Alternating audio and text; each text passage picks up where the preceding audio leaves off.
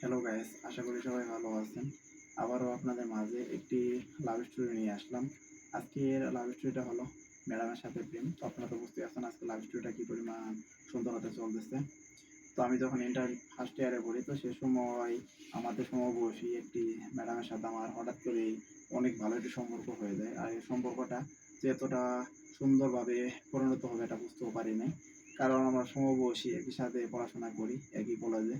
তো আমার একটা সাবজেক্ট অনেক সমস্যা, আমি এরকমভাবে বুঝতে পারতাম না।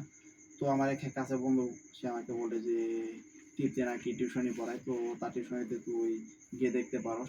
তো সে অনেক বোঝায়, একবারের বেশি দুইবার বোঝার লাগে না। তো কি আর করা, সেই তৃপ্তির সাথে কথা বলি, মানে আমাদের ম্যাডামের সাথে কথা বলি।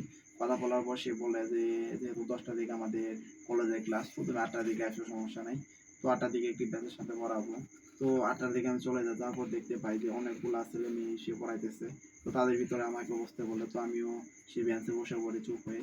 আর কি আর ক্লাস করবো, শুধু সেই ম্যাডামের দিকে তাকিয়ে থাকি। তো আর চিন্তা করি যে কিভাবে তাকে আমাদের এদিকে নিয়ে যাওয়া যায়। তো এগুলো চিন্তা করতে করতে হঠাৎ করে একদিন আমি তাকে বলেই দিই যে আপনার সাথে একটু কথা বলবো। তো সে বলে যে আচ্ছা, কি কথা বলেন। তো তাকে আমি বলি যে আপনার সাথে যদি এর পরবর্তী সময় যদি দেখা না হয়, তো তাহলে তো আপনার সাথে ওরকমভাবে কথা বলতে পারবো না। কারণ আমি আপনাকে সারাক্ষণ মিস করি। তো আমি চাই আপনার সাথে যাতে সারা জীবন কথা বলতে পারি। তো আপনার ফোন নম্বরটা দেন। তো সে বলে যে ফোন নাম্বার দিতে পারবো না। তো আমি তাকে আমার ফোন নম্বরটা একটি কাগজে লিখে দিই। তো সে ওটি হাতে নেয়।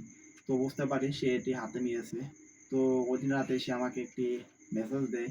তো তার মেসেজটা দেখে আমি আর অনেক ভালো লাগে, কারণ সে আমাকে বলতেছে যে সবার সামনে ওরকমভাবে ঠিকমতো কথা বলতে পারে না, তার জন্য সরি। তো আপনারা এতক্ষণ পর্যন্ত যারা আমার লাভ স্টোরিটা শুনলেন, তাদেরকে অসংখ্য ধন্যবাদ।